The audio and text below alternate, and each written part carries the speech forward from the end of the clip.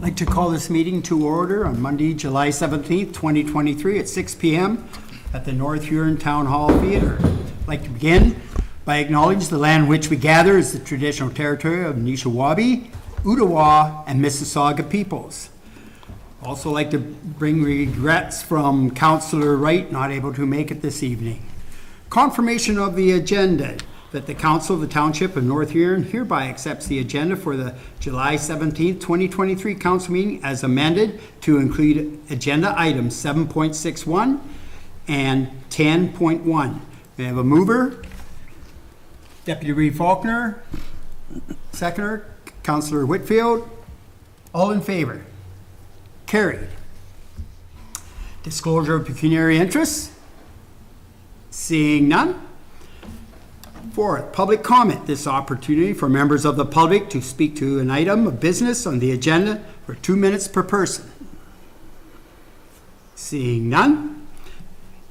5, consent agenda that the Council of the Township of North Huron hereby adopts the consent items 5.1.1 and further that the Council of the Township of North Huron hereby receives consent items 5.1.2 to 5.3.3 for information. I have a mover. Councillor Van Hitterson. Councillor Whitfield. Does anybody want to pull anything from? Okay. All in favor? Carried. Reports. 7.1 Clerk's Department. PL 2023-9 second draft amendment of zoning bylaw update. I'll ask Planner Holman to come and present to us, please.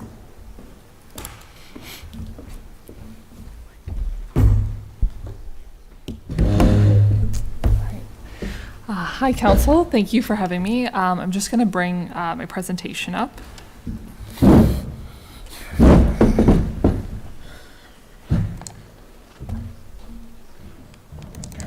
Got this table too far away. Ready? Thanks. So again, thank you for having me this evening. The purpose of this presentation and the accompanying materials and reports is for Council to receive an update on the ongoing zoning bylaw review process and consultation, and then in particular for Council to receive and if they wish, provide feedback on a summary of changes that is included in the second draft amendment. So Council will recall they did receive the first draft of the amendment in March. The purpose is also to receive any written comments submitted to date for information, and then specifically seeking direction on scheduling the statutory public meeting for September 18th. Again, I'll provide more details on the purpose of this, and then some direction on circulating additional notices to neighbors abutting a large greenfield property that is proposed to be pre-zoned. Again, I have more details in later slides. So just a refresher from Council on the project timeline. An update was provided on the June Council meeting, which did propose that the timelines be extended. Part of this reason was just to allow additional consultation with landowners, recognizing that a lot of the landowners were quite busy in the spring. So we just felt it was helpful to provide a little bit more time with this. So there is a summary of the timeline, and again, we are proposing that as a next step, the statutory public meeting be set for September 18th to consider a decision on the amendment. And then throughout the process, consultation with agencies and the public will continue. So just a summary of the consultation to date. So Council will recall that we did have the open houses in April. In person in Wingham and Blythe. We did have good attendance of about 50 people. A lot of these landowners we were also able to connect with during the open houses last April as part of the official plan review. Just a reminder, we did send notice letters to individual landowners with any proposed map changes. And we did offer landowners options if they'd like to speak with staff further, if they had any questions or concern, or site visits were available upon request. So I will note that the county forester, Dave Pullen, who did a presentation to council a few weeks ago, has met with 2 landowners at their request to do a site visit and identify some options that they have with regards to any natural features on their property. So staff were able to accommodate some modifications to the potential zoning as a result of this. And there are some landowners that are in objection, so they've been directed to submit written comments. We've also done consultation with key agencies, as well as future development landowners. And again, planning staff are always available by email, phone, or at request in-person meetings. So a summary of what we heard. Again, a lot of this is hearsay through discussions with members of the public rather than formally submitted comments. But in general, there seems to be quite a bit of support for options for additional residential units. More so, we're seeing this through general inquiries and pre-consultation requests. We did hear requested modifications for natural environment or agricultural zoning. A lot of this was received at the open house meetings or through landowners contacting staff. Some of these changes were able to be accommodated after further review of what features are actually on the ground. In other cases, if they had outstanding objections, they were advised to submit their comments, which are attached for council's consideration. So just a quick summary of the second draft amendment. So again, the first draft text and mapping was previously received by council and was available on the township website after it was received by council. Some highlights include applying a housing-friendly lens to the zoning bylaw, so increasing the number of types and residential units permitted in each zone, reducing parking requirements, again, provisions for additional residential units. In the agricultural areas, providing options for additional residential units, farm labor housing on from diversified uses, any MDS updates, and removable of inoperable provisions. So that's about a summary of some of the main themes of the first draft.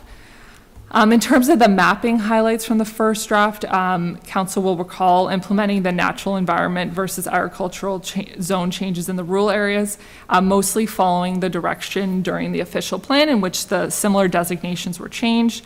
Implementing the flood hazard mapping that is provided by the Maitland Valley Conservation Authority and in place by their own regulations, mostly for communication and clarity purposes, so that would be in the urban areas. Cleanup of any existing special zones that are either inoperable or redundant, and landowners did receive notice if their property was impacted by this. And again, further map changes may be considered pending consultation with landowners as we move forward. So a highlight of some of the new text changes in the second draft, council will note there is not a lot of text changes. But we did provide for clarity, new definitions for servicing types. So the bylaw references full, partial, and private services in regards to whether you have public or private availability for water or sewage. So that's a point for clarity. Updating any terminology throughout the bylaw for consistency.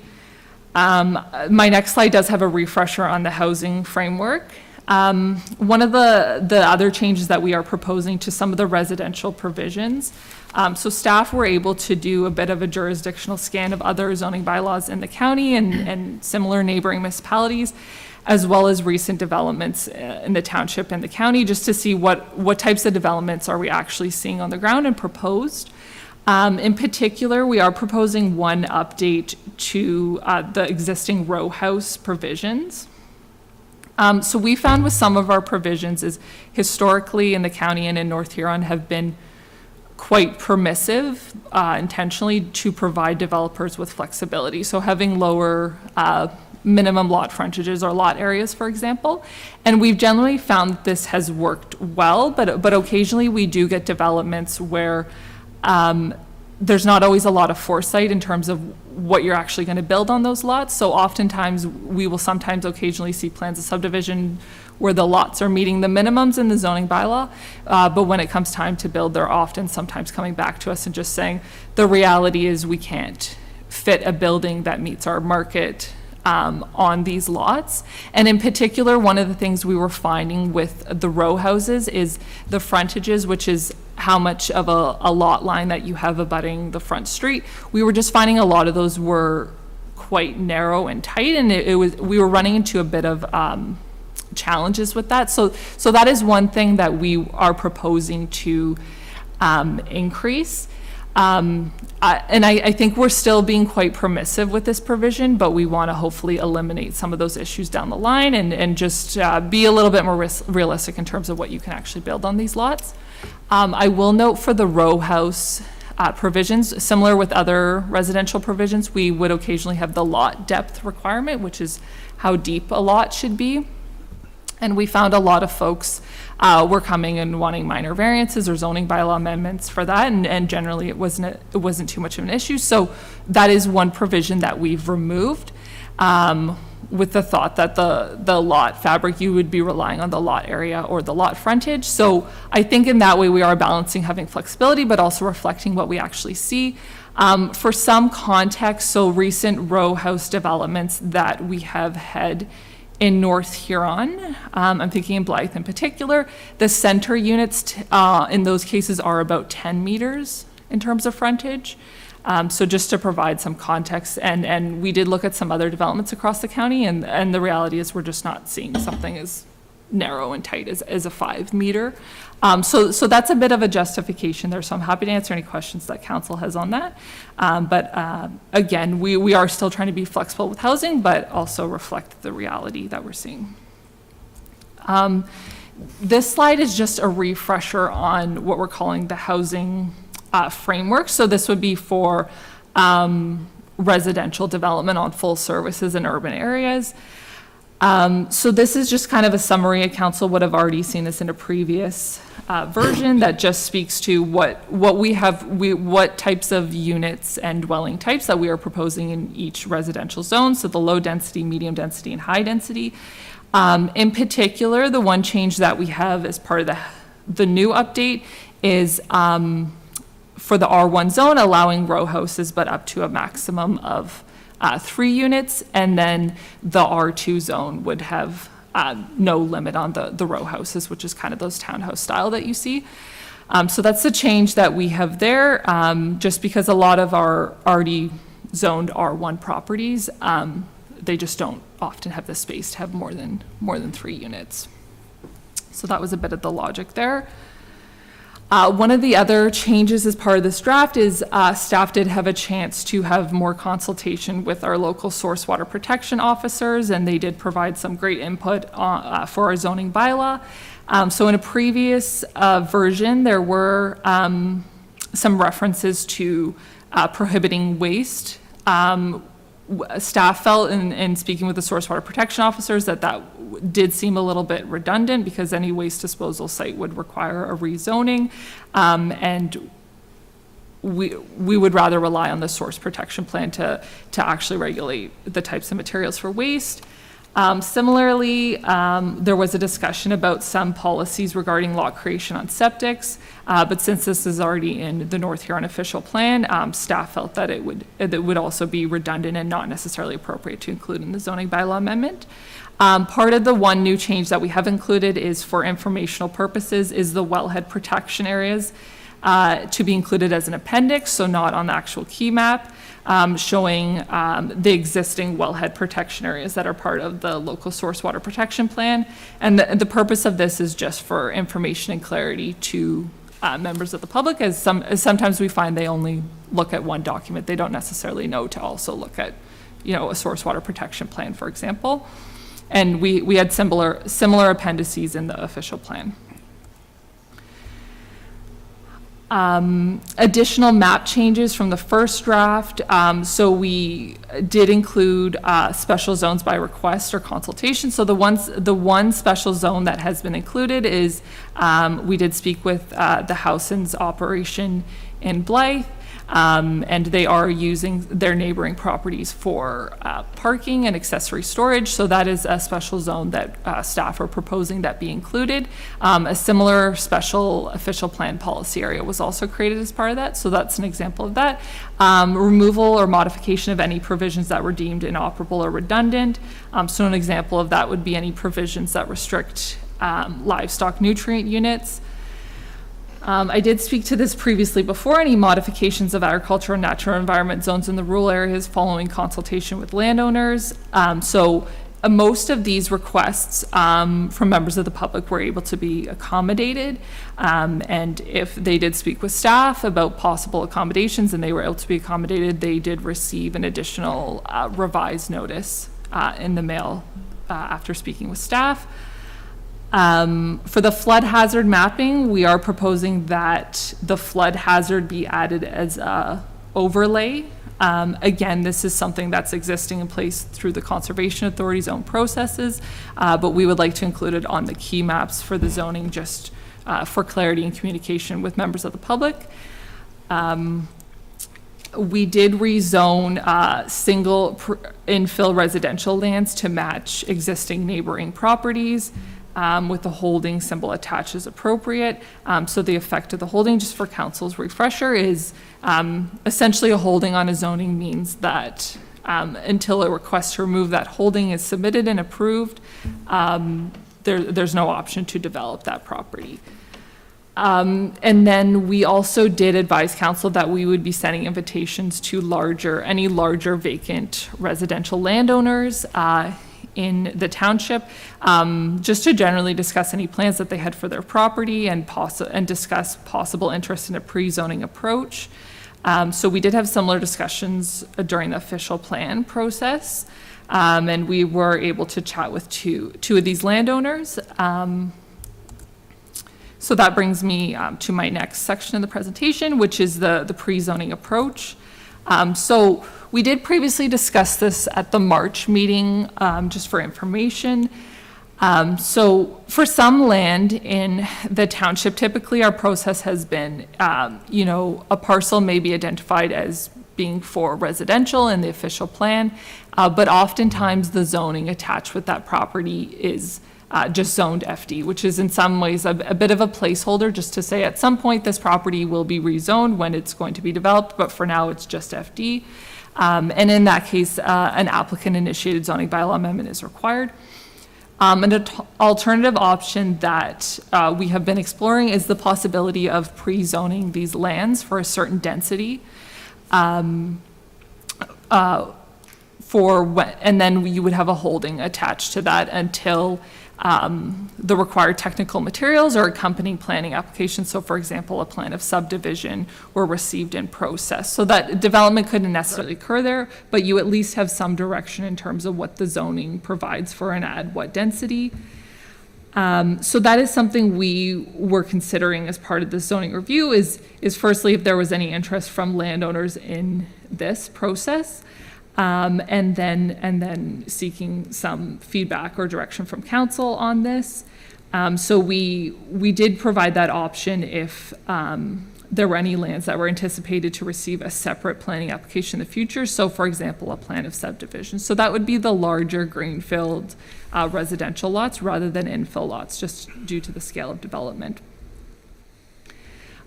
So again, discussions to date, staff did previously advise that this would be something we would at least be reaching out to landowners to see if they're interested. So we have done that with some landowners. There is one landowner in particular that is interested, which I will get to on my next slide.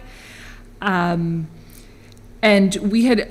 staff had previously said to council there may be an option to have a specific residential greenfield zone as part of the R5 zone that was existing and to reuse that zone. What we found through speaking with landowners and staff reflecting on it further is that it just may make more sense to consider the pre-zoning in the context of the existing R1, R2, R3 zones.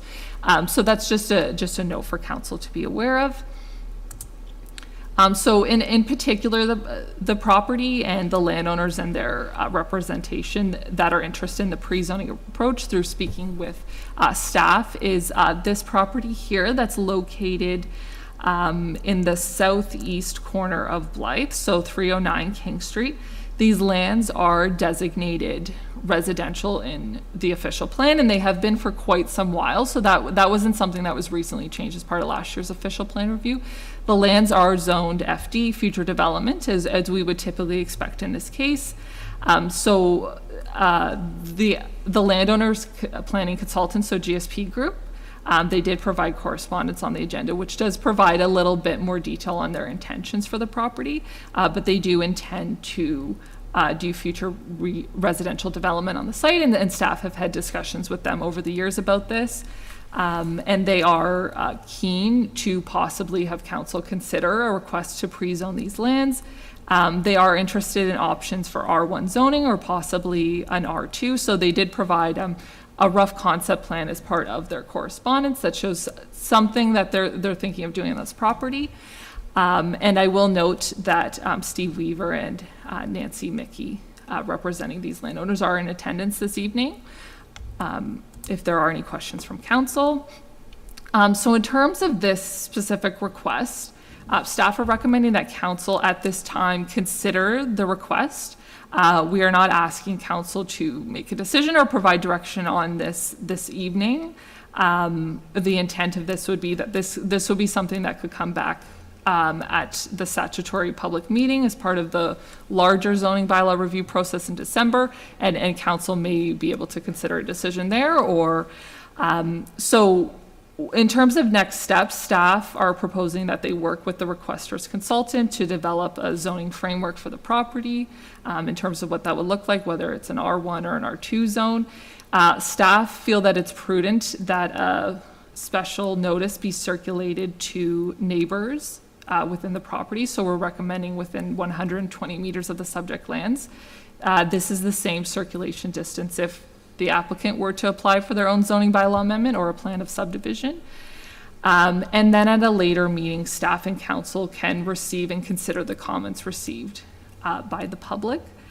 So I think it's something that staff want to see how it works, and we think it may provide more options to provide some clarity in terms of what exactly could possibly go on this parcel in terms of what the density would look like. We do see that benefit for members of the public.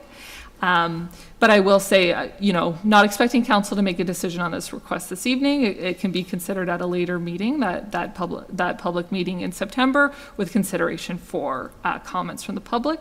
And if council doesn't feel that they want to accommodate this pre-zoning request, there is always an option for the applicants later on that they can apply for their own site-specific zoning bylaw amendment, and it can be considered at a later time when they have their development proposal and likely an accompanying plan of subdivision application. So in terms of comments received and objections, so any formal written comments that were received by staff to date have been included on the council package. So as I mentioned, the GSP group did provide comments on behalf of their client on that previous property. In terms of the typical process for dealing with objections, is often staff will be approached by a landowner and then they'll have a bit of a discussion. Staff will seek to understand more of what exactly their concern is. And as I mentioned before, occasionally staff are able to support modifying the mapping in accordance with more information from the landowner or upon a site visit. And that option is offered to landowners, but occasionally these comments of objection will persist. Because the landowner's objection and because staff is not able to recommend in favor of what they would like to do. These landowners are directed to provide written comments and records so that they may be included on the council record. So council will note that there is one comment of objection from one landowner for multiple properties. So that has been provided to council, but at this time, I just recommend that council receive this for information and wait to make a decision on the matter until the September public meeting, so that the landowner, if they wish, we will let them know that the public meeting is happening and they may have the opportunity to speak. And then at this meeting, staff can also provide a bit more specific direction on terms of what they would recommend. So I briefly did touch on this before, but again, there is one written comment received from a landowner and their objection to the zone changes, specifically from agriculture to natural environment. So some of my notes that clarify what their objections specifically are is included. In terms of next steps, so this is taken from my report. Again, we will continue to receive feedback and do consultation. It's recommended that council receive the second draft amendment for information and discussion. So I'm available to take any feedback or questions. we are asking that council direct staff to schedule a statutory public meeting on September 18th. So the purpose of that statutory public meeting is it is a required public meeting, part of the zoning bylaw review process. And typically at that public meeting, staff would bring forward a recommendation on the amendment to council. And then council would have the option if they want to approve the amendment, if they want to approve with modifications, or there's also the option to defer making a decision on the amendment. But that public meeting just needs to be held. And we're also asking for direction to circulate the required notices for that public meeting more generally. And then with regards to the pre-zoning, if that's something that council would like staff to explore further, we are asking that they direct staff to provide notices to landowners abutting the property proposed to be rezoned to get their comments for council's future consideration. And again, reminder, we're recommending that this request be considered at the public meeting. So I'm happy to answer any questions that council may have. Well, thank you very much, Hannah. Appreciate all the work there, and just able to go in and talk to you this morning and ask you a question on the different codes there. Really very much appreciated. So at this time, councillors, we have some questions. Now we have the lights on. Deputy Reeve, please. Thank you. Through you, Reeve. This last subdivision plan for the southeast side of Blythe, it's going to be kind of a bit of a shock. This is the first time I'm seeing it. I'm just, the few things that just pop right off the top of my head here is the existing King Street was always thought to be in accordance with the other streets, with Wellington and McConnell. I see a deviation in the street allotment for King Street, noting that lot 11, 12, 13, 14, and 15 would now become landlocked and not being able to get to. I think those lot owners may have something to say about landlocking indefinitely their properties. The second one, the moving of the historic Brickyard pond that's been there as long as I can remember, has always been a ground level pond that fills up during the spring and in the fall. I see in here there's proposed to move that pond and to fill it in and to relocate it to a different section of the property. My concerns with that are, if you notice on King Street and Wellington Street and McConnell Street, there are no storm sewers or curbs in that section of town. And I know I'm not sure as Wellington or the staff will be able to tell us Wellington and McConnell Street, but I know King Street, at the end of King Street, the water line's 1 inch because it was the end of town forever. It was never thought of being, never prepared to be expanding. So I'm just curious as to the intent of resurrecting King Street, Wellington Street, and McConnell Street up to date is being taken into consideration, because I think we're talking multiple millions of dollars to reconstruct three streets with sewers, water lines, and storm sewers. The third problem I have with it is reestablishing that stormwater management block anywhere from where it is right now. Historically, the drainage in that section of town has been up in the air. There's never really been anybody to scope it to find out what condition it is. A bunch of old drains. I know, but on the other street or other side of the east of this development, that there are water issues in basements and backyard flooding, and I just wonder what staff has done to investigate moving that pond and draining that pond, which is, like I said, is traditionally a spring-fed pond, of dealing with that wastewater and getting it to successful drainage without knowing the existing drainage infrastructure, what's up to date on it and whether it comes to code and such. Other than that, I look forward to the consultation period. The only other thing I had, we have in no other place in Blythe do we have R2. And you're talking about shortening the frontage down. I noticed some of these here are at 8 meters, 6.2 meters. I just was curious as why that would be drawn if it doesn't confirm already to the bylaws that we have existing, and why the request for changing the R2 to the north end and not apply it to the entire subdivision. I just wonder why it just catches me as wonder why it's that way. Maybe that's to address those smaller frontages, but yeah, that's. I have a lot more questions, but that'll be for a time when we can come through. But I wish staff would at least be able to inform council as to the conditions of the current roads that we have and the current state of infrastructure that we have. Since the only update on infrastructure has been on Mill Street in Blythe in the last 40 years. I'm just curious as to, and also the infrastructure of just the streets themselves leading on to into this subdivision are in need of repair and repaving. I know part of McConnell Street has been done, but not down this end. It was done on the east end.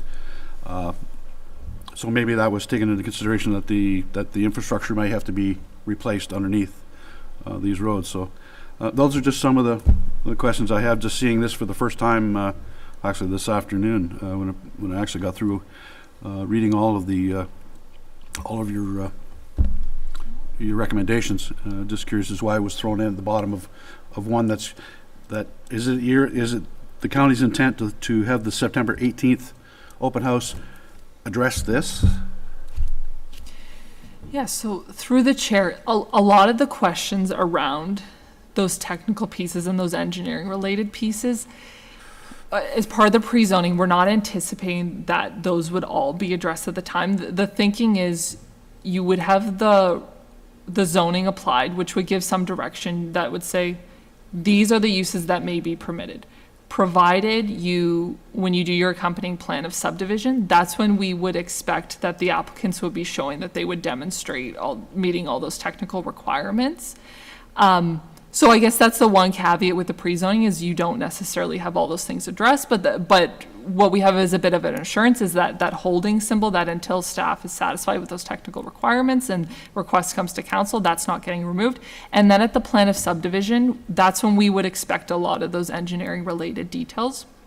The one thing I can say with the stormwater management is part of what we're proposing as the update is that you can have a stormwater management block as an accessory residential use on any residential zone. So we're not, at the pre-zoning phase, we're not expecting that they're exactly going to identify what size and location of the swim pond, recognizing they're going to need to do some work. Again, not wanting to speak for the landowners consultants, but I think the intent of that was just to show that they're possibly the stormwater management block may be here, but it may be located somewhere else when they do their detailed engineering. I don't know exactly how much they've done. So that's kind of the thought of it is when they do the plan of subdivision, we would certainly expect they would address all those types of comments. I have no qualms with the subdivision. It's always been a hope that this would be developed at some time. 73 homes as far as drainage and sewers and water. Just knowing the extent of our infrastructure now would be quite an infrastructure deficit for us. I just wanted to make sure that the staff is aware of, and we'll be able to report to council on the state of what's there. I think that September 18th, since considering the length of time it took for the amendments for the rest of this program was over a year. Mm-hmm. I think 2 months is inadequate for the ability for the homeowners that are adjoined to be able to voice whether they want that want the R2 to R1 changing. Right. I'm sure that they would want more information of what actual is going to happen, because they would have the same concerns that I do. So I'm a little leery of that September 18th. I think that this such a large 80 or 73 homes should be dealt with the council singular, and not just thrown in with the current schedule that the county has. That's just my concerns. Thank you. Thank you. Okay, maybe we go back. Did anybody have any questions for Planner Hallman on the first 3 or 4 attachments? And then you can maybe ask if you got any questions, if the two down there, Nancy and Steve, want to just say anything to us. Okay, any questions for Hannah first? Go ahead, Councillor Palmer. No, thank you, Ray, to Hannah. Yeah, I've still got concerns about, like, I feel like a broken record, but the mapping still is a huge concern to me as a landowner, farmer. We basically will be paying taxes on our bush lot, and we have no control over it. What's wrong with that picture? And so many landowners, I don't think, realize the gravity of this as our future comes before us. And, okay, I have a question then. Okay, you're still I had to argue for 100 square feet, and I got it. So, oh boy, am I going to be a happy landowner because I got 100 square feet reverted back to AG1? Like, it's small potatoes, really. But that seems to be where farmers who are objecting to things and coming to you for help basically are happy when this happens, and we shouldn't be. This is our land, for crying out loud. Like, the environment is becoming more important than people. That's what we're seeing. So will landowners be able to object in the future to anything, or is this it? So through the Reeve, so this is basically their opportunity, because what we would be seeking council's direction on is near the end of the process is to make a decision on the amendment. And then, the landowner does have the opportunity in the future, if they want, to submit their own zoning bylaw amendment request to consider rezoning their property. But that's kind of the only, outside of a 5-year review or a housekeeping item, that would only really be the opportunity. So then it would be more put on them that they would have to apply for it. Yeah, okay. I kind of figured that, but there's going to be individuals that just haven't gotten it yet. You're trying. I know you are. I give you total credit for that. But there's going to be some surprises, and they're going to go, what, when somebody shows up and they're digging out something on their bush, they're straightening out a field. I'm just so concerned about it, and I'll leave it at that. I'm just, you know how I feel about it. And my other thought, if I may, Reeve, is about frontages. Well, residential, okay, R1.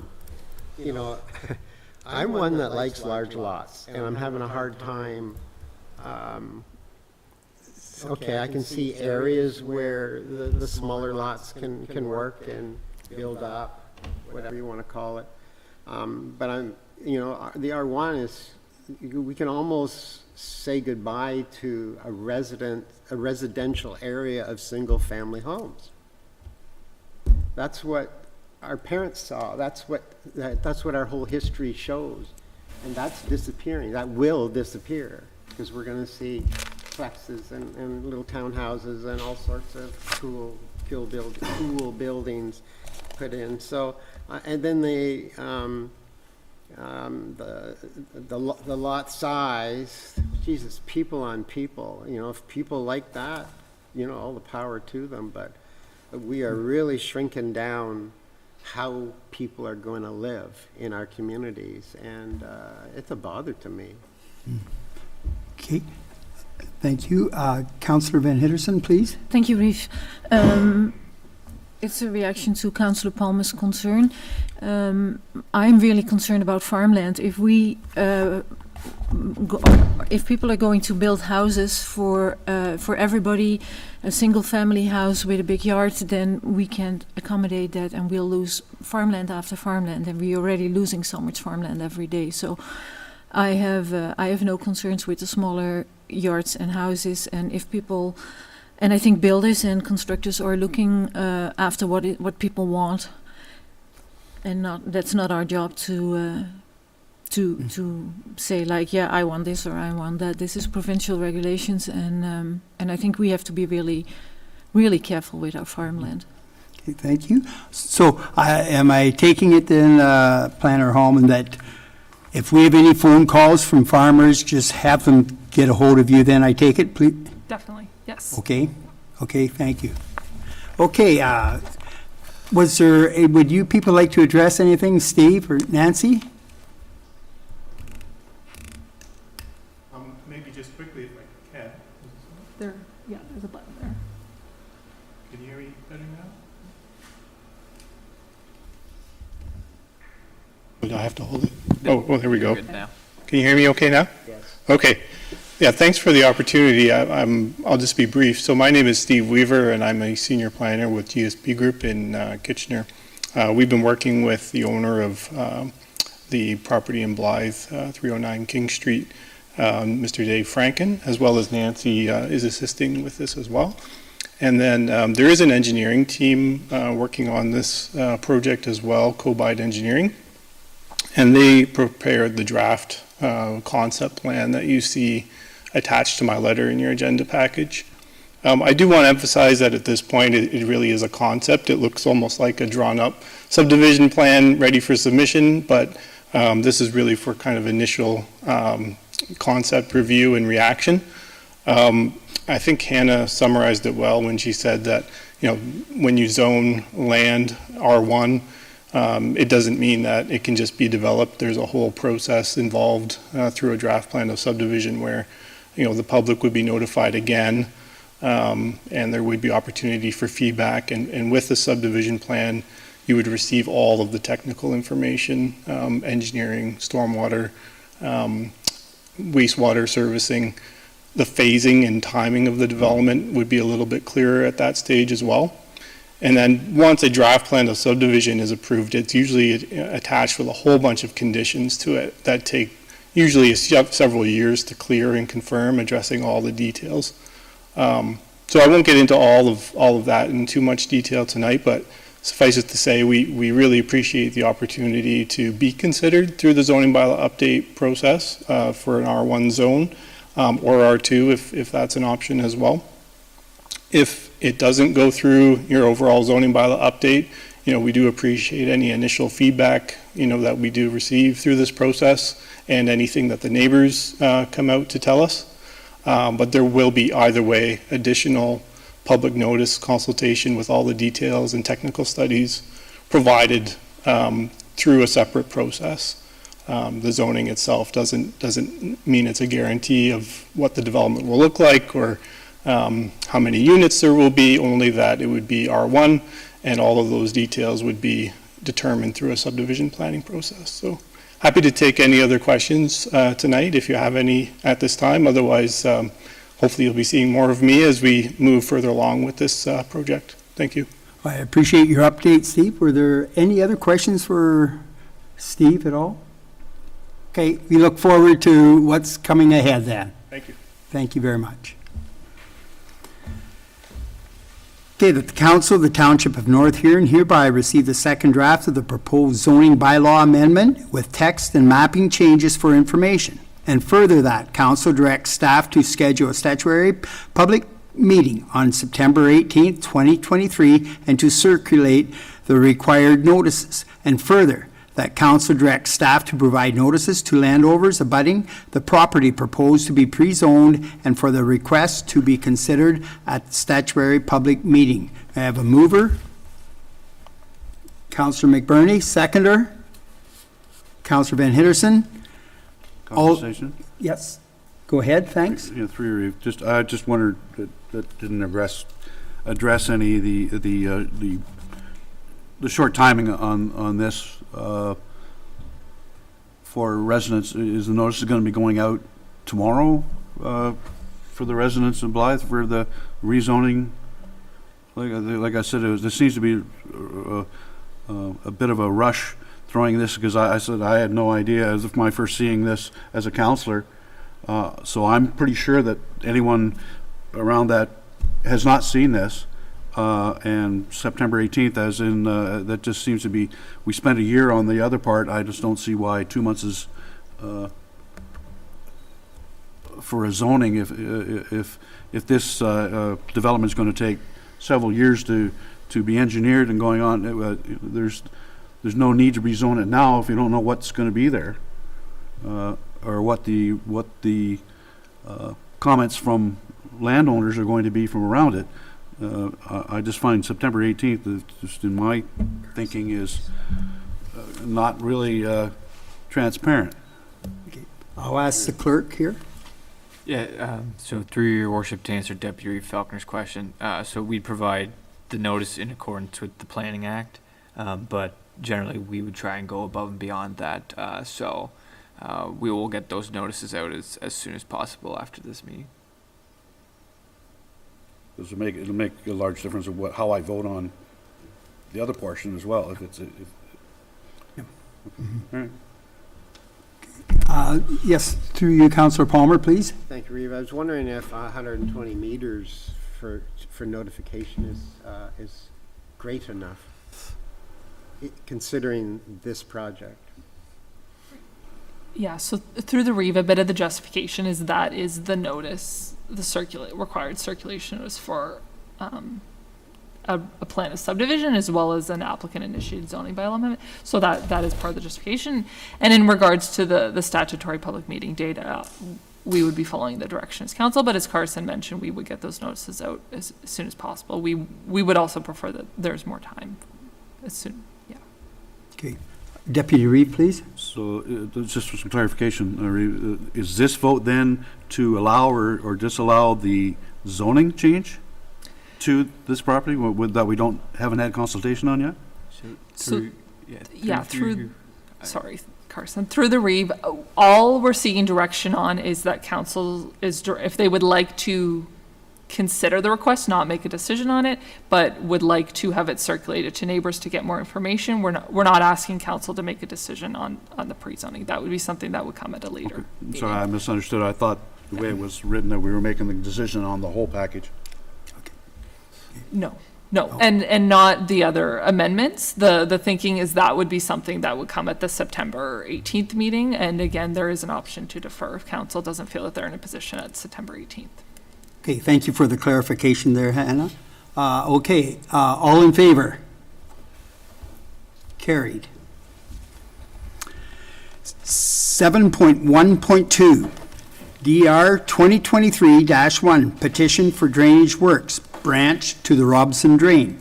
That the Council of the Township of North Huron hereby receives a report of Director of Legislative Service Clerk dated July 17, 2023, regarding a petition for drainage works, branch to the Robson Drain for information purposes.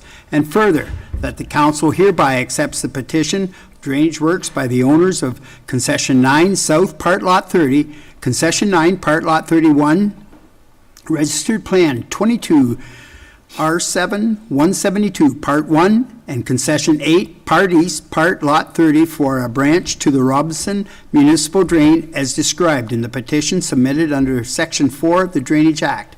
And further, that the council instructs the clerk to send the notice required under Section 5 of the Drainage Act to the Maitland Valley Conservation Authority, the Ontario Ministry of Agriculture, Food and Rural Affairs, and to the petitioners who submitted the petition for drainage works.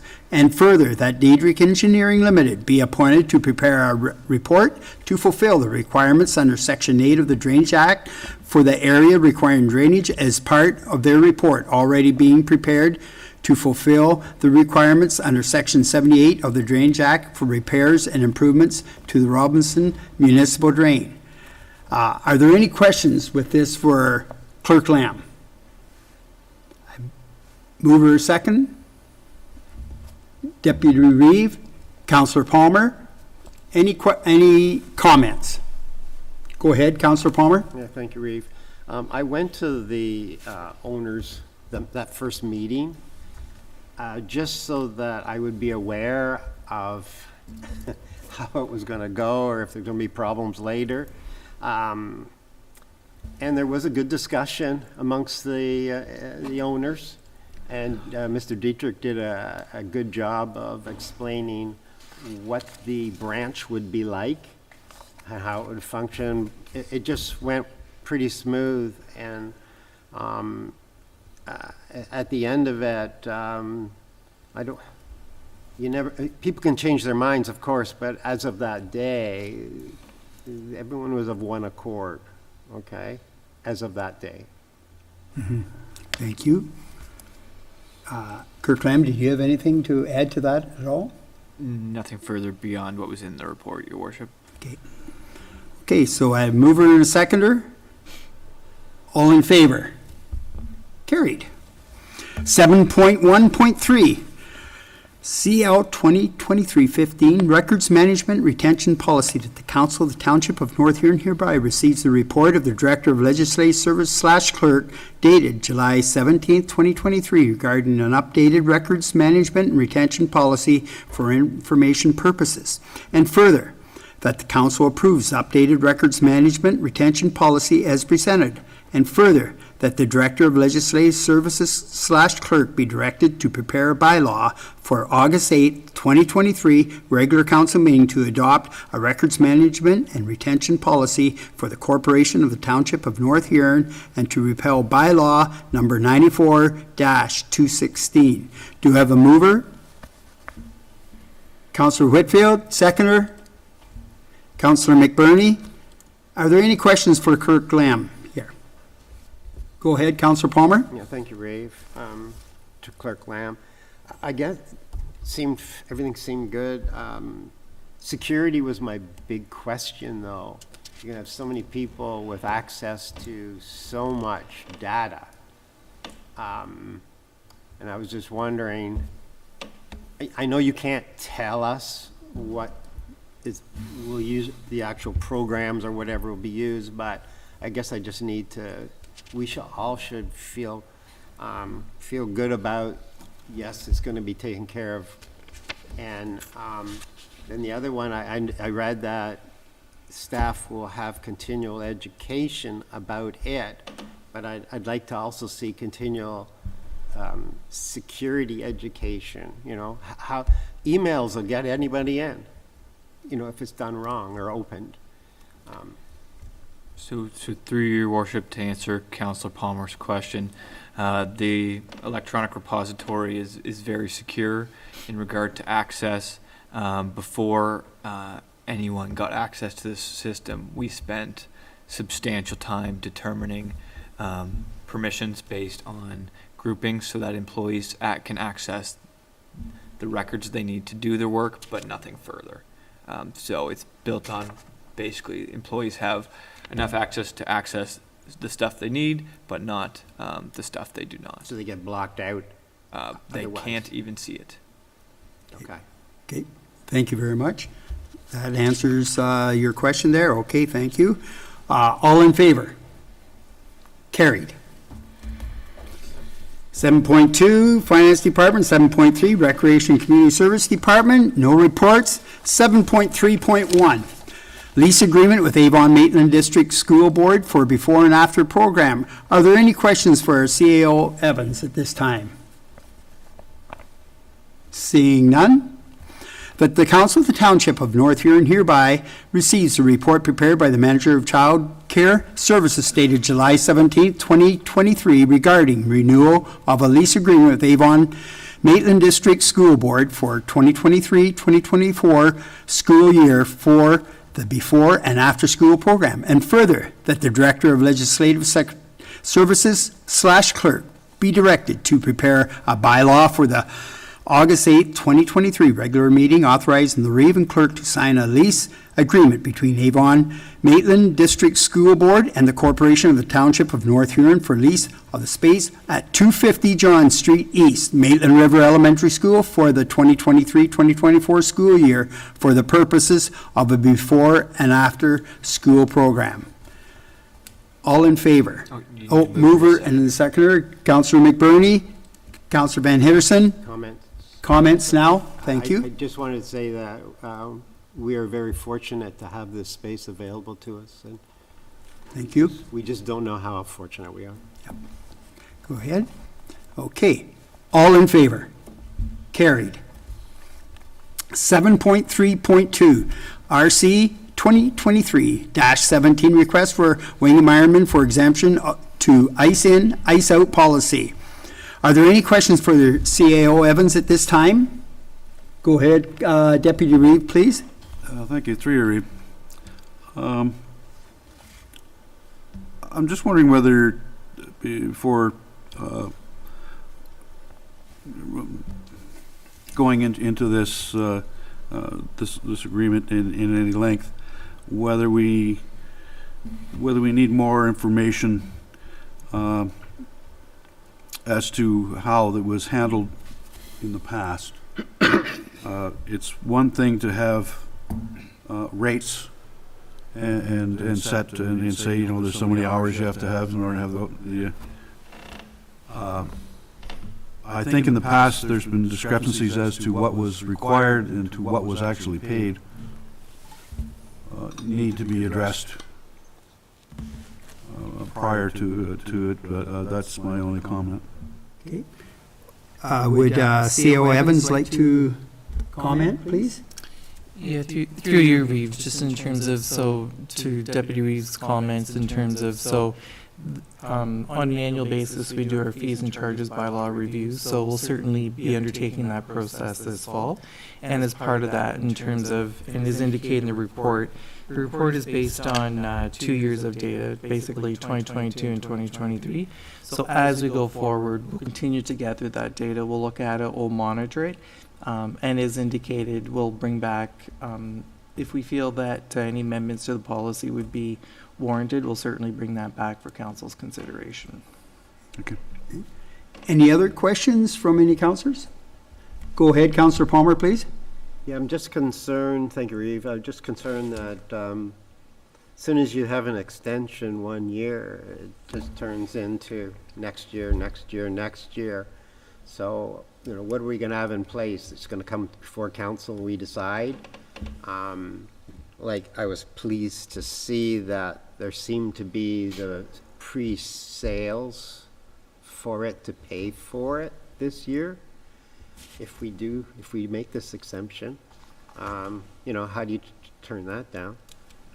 But anyways, I think it goes against our policy, so we've just basically run over our policy with the bus. Yeah, through you, Reeve, just in terms of, so that's a valid point that you're raising, Councillor Palmer, and that's why in terms of this is brought forward as consideration for an exemption for this year.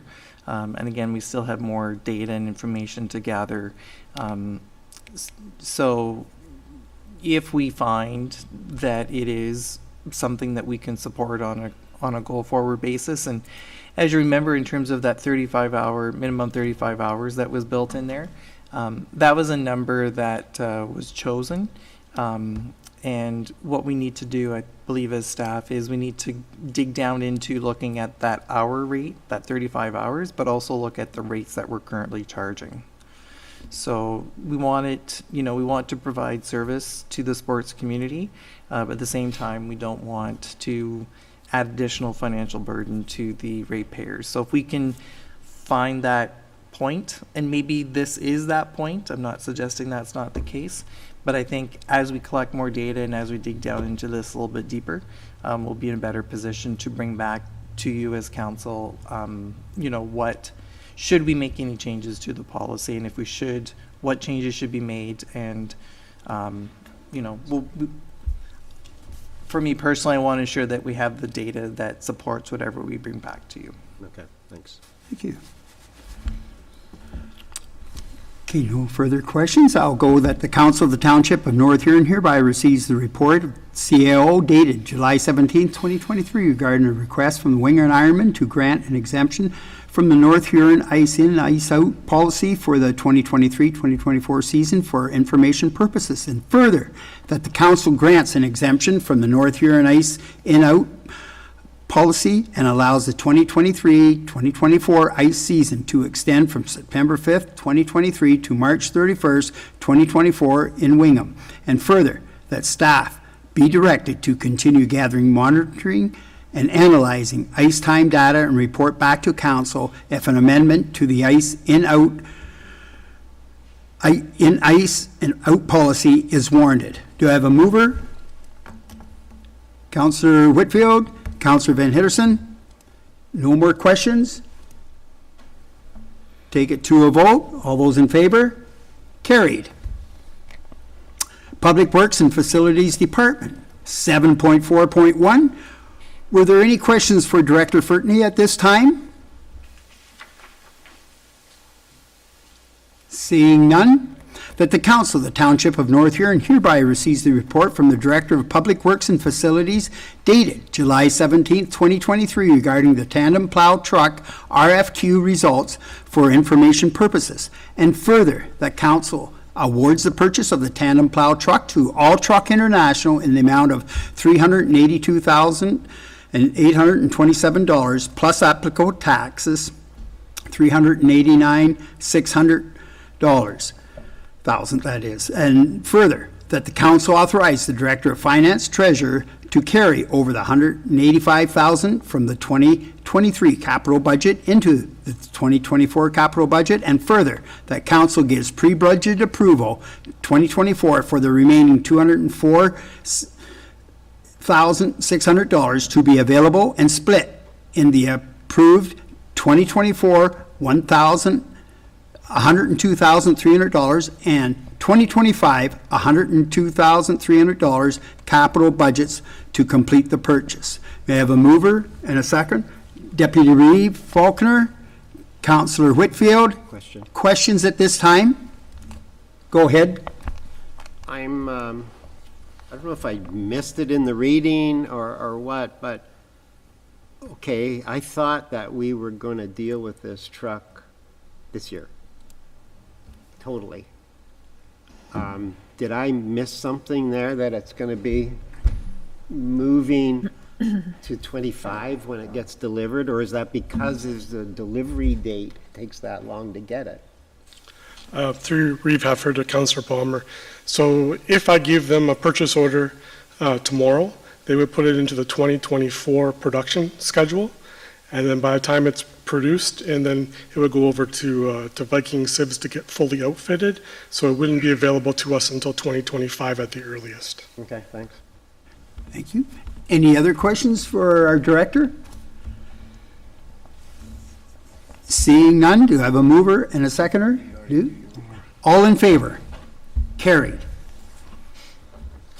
7.4.2, FA 2023-02 North Huron Council Chambers Project RFT results. That the Council of the Township of North Huron hereby receives a joint report from the Director of Legislative Services / Clerk and the Director of Public Works and Facilities dated July 17, 2023 regarding the request for tender results for the proposed North Huron Council Chambers project for information purposes. And further, that the council hereby awards the contract for the North Huron Council Chamber project to Mello Blamey in the amount of $385,488 plus applicable taxes. And further, that the Director of Finance / Treasurer be directed to make the necessary changes to the 2023 budget. I'm sorry, I should have waited for Mr. Fertney to go ahead, but you have a report you want to share with us. Thank you.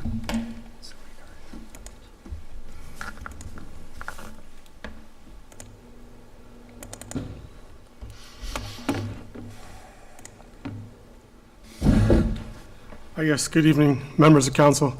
Thank you for this opportunity to speak to this report. And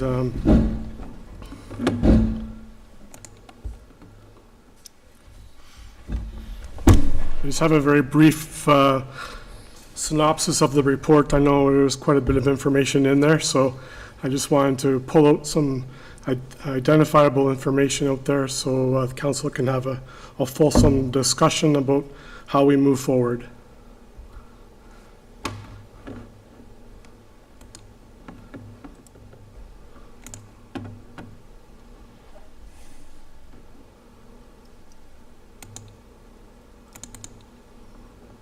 I apologize. You should just be able to use the arrow keys, Craig. I can use the arrow keys on the computer, but it doesn't seem to grasp the projector.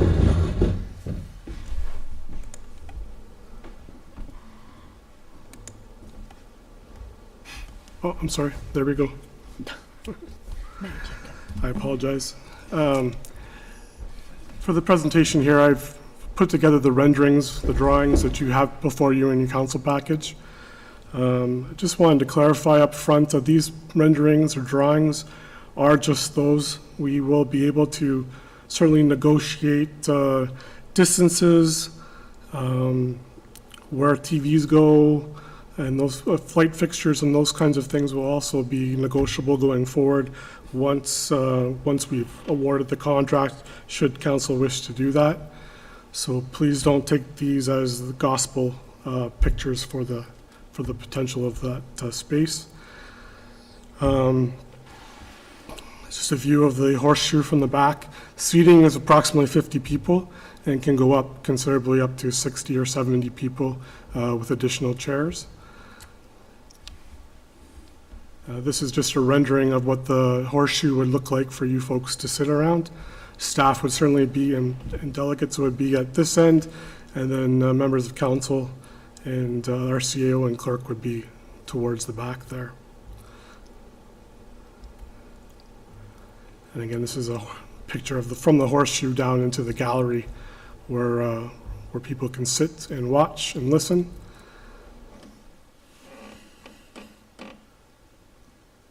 So the scope of work, simply put, was the renovation of 2 existing classrooms at the Royal Oaks Health Facility to build an accessible and purpose-built council chambers and professional meeting space. There will also be a meeting room there for us all and council and committee meetings to happen for approximately 50 people to attend the meeting, and also provide the option for hybrid meetings. So what we mean by that certainly is we would love to continue to be meeting in person, but should somebody be on vacation or away for whatever reason around the horseshoe, we could certainly accommodate that and going forward with the electronic options that we'll be bringing to this room. As a background, discussions began in 2020, when council recognized the limitations of the former council chambers, which is downstairs, and the office space challenges that town hall in general was experiencing. Council directed staff to conduct investigations to address the need to identify a more suitable council chamber space. There are a number of reports, which many of you have, and some of the options we looked at, or staff looked at, were the town hall theater, where we are now, which was meant only really at this point to be a temporary space. Staff also looked at municipally owned facilities, including the Hot Stove Lounge at the Westcast Complex, privately owned facilities, and then, of course, the Royal Oaks building, because the Listowel Wingham Hospital Alliance came to township staff asking if that would be a suitable space or not to look at. There was a report and motion that staff were to enter into an agreement, a long-term agreement with the Listowel Wingham Hospital Alliance for space at the Royal Oaks building for our North Huron Council chambers, and so that has already been executed. In 2023, North Huron Council passed the 2023 capital budget, which included $400,000 for a new council chamber to be built at the Royal Oaks building. Staff engaged with a well-known and competent architectural company called Fabrique Architects They're out of the Kitchener-Waterloo area, to design the project and prepare the request for tender, or RFT. The RFT closed on June the 16th, and unfortunately, there was only one bidder. The single bidder was from Mello Blamley in the amount of $477,778 plus applicable taxes.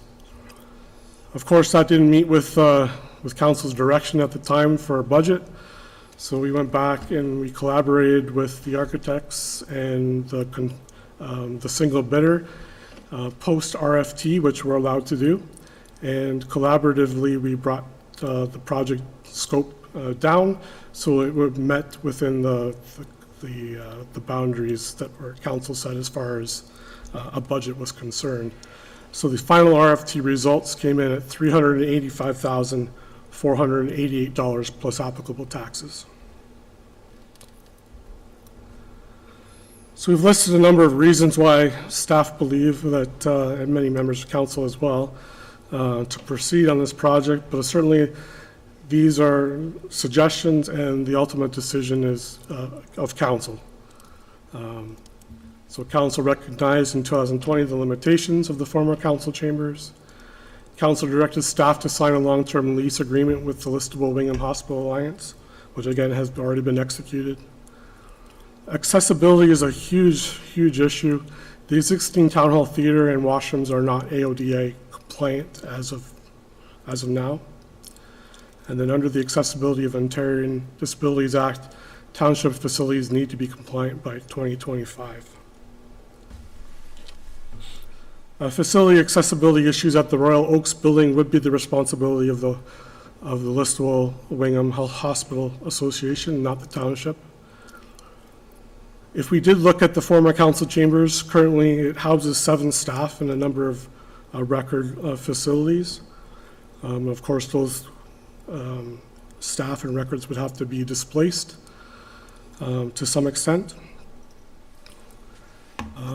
All the options that were presented to council current and past, the Royal Oaks building is currently the cheapest option, and then other options would be more expensive if we decided to push this off or defer it in order to look at something else. The Royal Oaks building already has a lot of accessible parking. As you're aware, this facility does not have a lot of good accessible parking. Members of the public and staff will be able to clearly see and hear the discussions of council. That's been raised a couple different times since I've been here.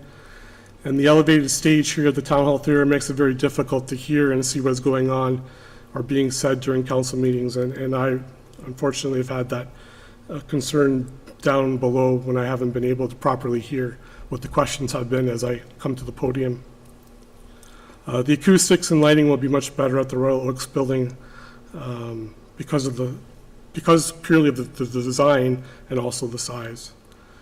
Staff will not have to spend hours of setting up or tearing down the council meeting tables, chairs, and sound systems to accommodate the different performances.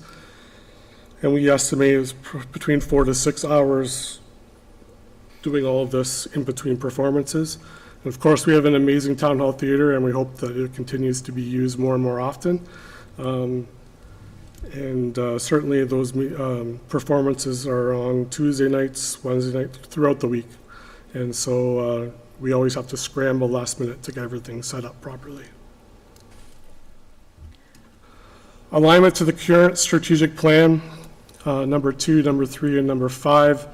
We're looking at community, so the space will certainly bring us all together in closer proximity so people can hear, can participate, and government and modernization.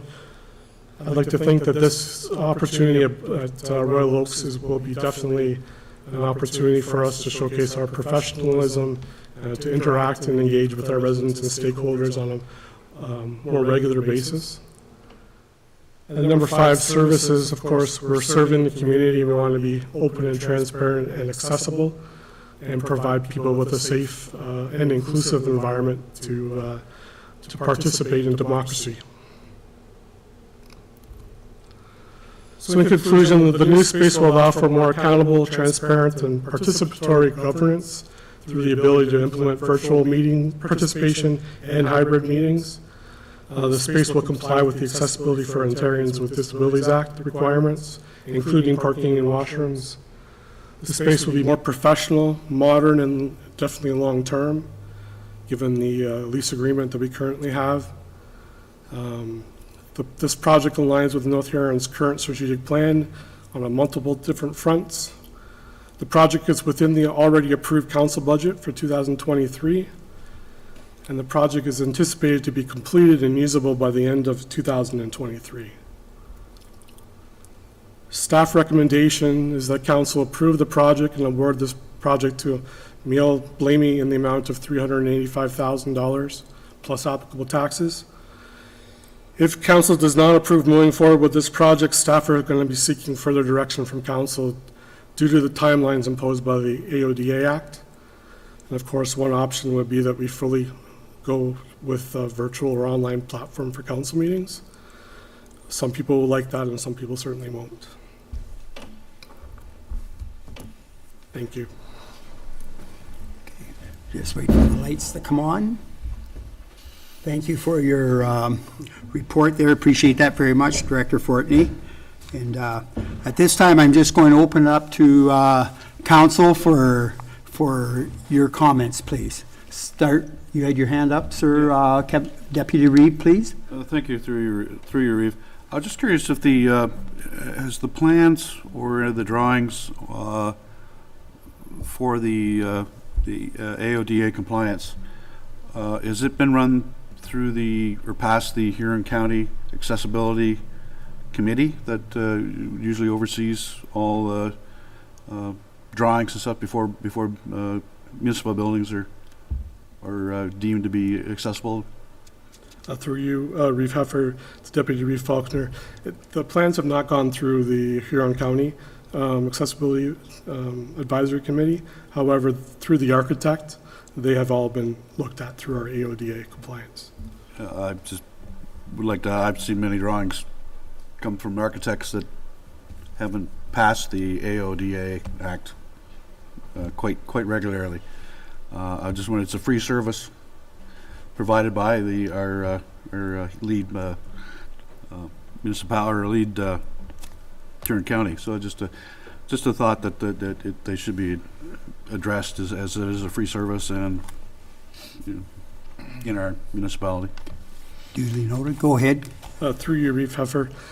Just to comment on that, we can certainly do that. I don't see any problem with that. And certainly if there were any adjustments necessary, I'm sure the contractor and the architect would certainly make sure that happens. Thank you. Were there any other comments? Councillor Palmer, please. Yeah, regarding that, I'm thinking that entry to the building is through, like, all the doctor's offices. They all deal with the same thing, the drugstore. So I would think that it would be the owners of Oaks, the owners of the building, that would deal with anything that was out of compliance. Anyhow, where I was getting at is closer to the hospital in case things get too rowdy here. That's good.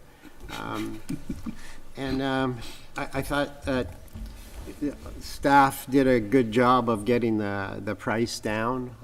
That was, well, we wouldn't be looking at it today if you didn't, so it was really a good job. The soundproof door that we have downstairs, can that be used in this rebuild? Go ahead. Through you, Reeve Heffer, to Councillor Palmer. Yes, we do plan to use as much of the equipment and opportunities that we have currently to help with the pricing and for the building of this facility. That includes furniture and fixtures. TVs down there too? TVs down there as well, yes, sir. All right.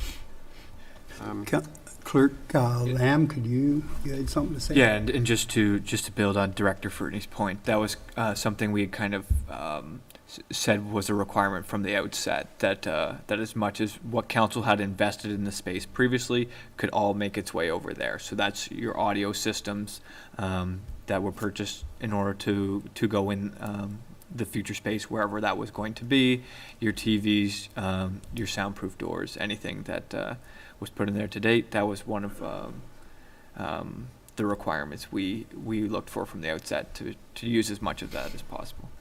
One more follow-up, please. Go ahead, Councillor Palmer. I've had issues with this from the beginning, as many of you know, but I'm thinking about, well, what are the alternatives? Like if we did a build on the town hall, well, that's going to cost more. It would be millions. The hot stove lounge, those were scary prices that we received there too. I'm not sure why those ones are so high, but it was odd. But anyways, this one is the least expensive that we're had to look at so far, and from the pictures, if it's anywhere near that, it certainly would be a good space for council. I'm beginning to think that. Yep. Okay, are there any other comments from councillors? Seeing none, I need a mover and a seconder, please. Deputy Reeve Faulkner, seconder. Councillor Whitfield. All in favor? Carried. Thank you, Director Fortney. Appreciate your information. It is a real well put together report for us. It gave us lots of info. Thank you.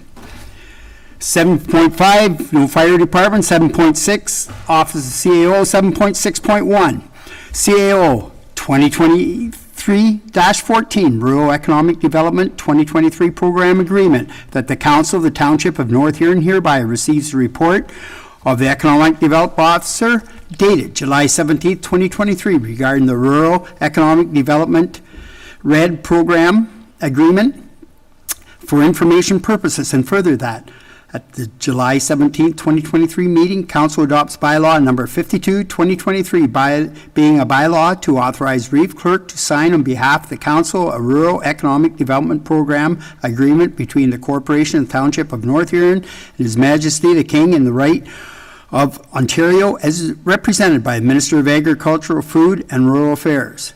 May I have a mover and a seconder? Councillor McBurney, Deputy Reeve. Questions, please.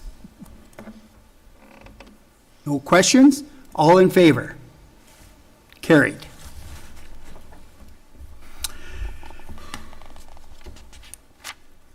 Number 8, correspondence. Council reports, number 9, 9.1, Reeve activity report. Just a couple things with the county. They're working on the patrol yard just south of town here, and they removed the salt and sand domes, and some sheds are being removed, preparing for the landscape for the new build, which will be happening next year.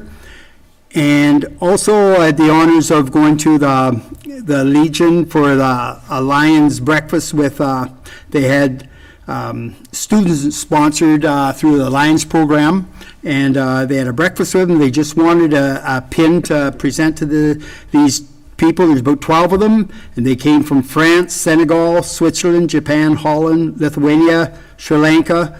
Those were some of the countries, and it was a good time. One of the young lads gave a presentation on Senegal.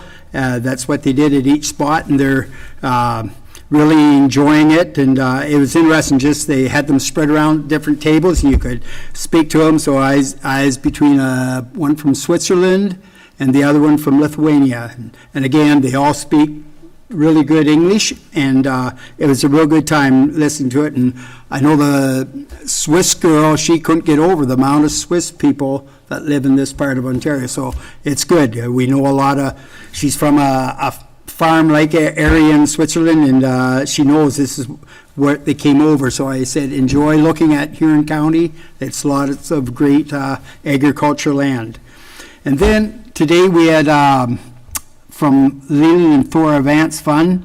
There's 4 avenues of funding from this money that comes in every year, and it's a very, very good number. And it's for the school graduation, for kids going on a post-secondary education. There's hospital funding, and for churches, and then what concerns a lot of us here will be the recreation in the town for improvements.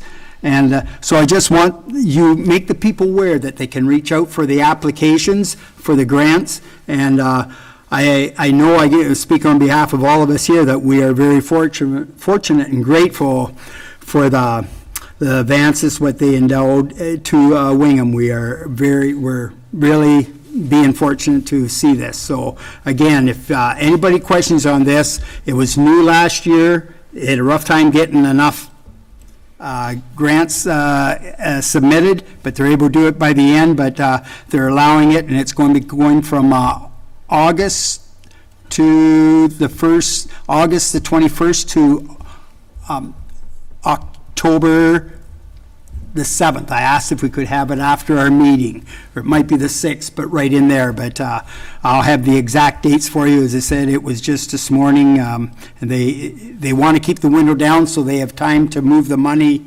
and say they don't know how much is in the amount till after March 31st. So it really tightens up the windows with that. Go ahead. Question? I think through just a comment on the advance funds there. The last year's project, I believe the funds were allocated from that to the tennis court program. Yes. Is there ability to, because we were shortfall that didn't get done, to add the rec from the advance to finish that project like that, or? Well, I gave the name of the lady in charge to Director Fortney, and he was going to be phoning her after today's meeting and look into that. And I'm sure there's ways of looking into that for sure. Yes, so that's my report. I think that was it. So I'm going to council members' reports, verbal or written updates from members who sit on boards or committees. Anyone? I know it's summertime, it's sort of a bit slower right now. That's understandable. Okay, are there any comments by members? I saw a hand first here, and then we'll go to Deputy Reeve. Go ahead, Councillor Palmer. Thank you, Reeve. Yeah, the Deputy Reeve touched on it. I was just wondering what the status is of the tennis courts. Yeah. Well, our director's going to be looking into that and seeing how this can work out. Like he sort of mentioned the other night about... I was looking for more, but... Okay, I don't want to... Nobody was ready for this question, but I just... It was just a simple question. What's the status? Where are we going? Where is it right now? Yeah, okay, thank you. Thank you, Mr. Fortney, for coming forward. Please offer to Councillor Palmer. So we did go out for tender for this project and came in extremely higher than what we had. So we've deferred the project for now, and we're hoping to get future funding either through the advance funds or grant match, the other program that we're working with, to see if we can get the funds for the 2024 season. That does it. Thanks. Thank you very much. Okay, were there any... Deputy Falconer has his hand up. Right, you had your hand up. Go ahead, Deputy Reeve, please. Thank you, through you, Reeve. I'd just like to congratulate the Festival Theatre and to thank them for Municipal Night. And it was great to see the other municipalities showing up and seeing what our municipality can offer in that night of theater outdoors. It was a great play. I recommend it to everyone. And I just wanted to give them a shout out and thank them for that, and the municipalities for that evening. Yeah, it was all enjoyed by all. And as you said, there were a lot of different municipalities out there. I think somebody said 16, so that was very 16, good. yeah. Yep, thank you. Any other comments? I don't want to miss it. Oh, Councillor McBurney, go ahead, please. Yes, to you, Reeve. In regards to our reports here and stuff from staff, these reports steer us into the decisions we make here. I'd just like to thank them for the reports they put out. Thank you. Duly noted. Any other comments? Okay. Notice of motion. Any notice of motions? None noted. Bylaws, 10.1. Bylaw number 52, 2023, Rural Economic Development Program Agreement. Do I have a mover? Deputy Reeve, Faulkner, seconder. Councillor Whitfield, all in favor? Carried. Announcement, the next regular council meeting will be held on Tuesday, August 8, 2023, at 6 p.m. in the North Huron Town Hall Theatre. A strategic planning council meeting will be held on Thursday, August 10th, 2023, at 8:30 a.m. at the Blythe and District Community Center. The next Wingham BIA meeting will be held on Thursday, August 17th, 2023, at 6:30 in the Hot Stove Lounge in North Huron West Cass Community Complex. And the next Blythe BIA board meeting will be held on Thursday, August 31st, 2023, at 8 a.m. at the Blythe and District Community Center. Are there any other announcements, councillors? Seeing none. Other business none. No closed meeting. Confirmatory bylaw. Bylaw number 51-2023, confirmatory bylaw. Do I have a mover? Councillor Palmer, Councillor Van Hitterson, all in favor? Carried. Adjournment, that the council of the Township of North Huron agree that there being no further business before council, the meeting will be hereby adjourned at 7:30 p.m. 7:30 p.m. May I have a mover? Councillor McBurney. Seconder, Councillor Whitfield. All in favor? Carried.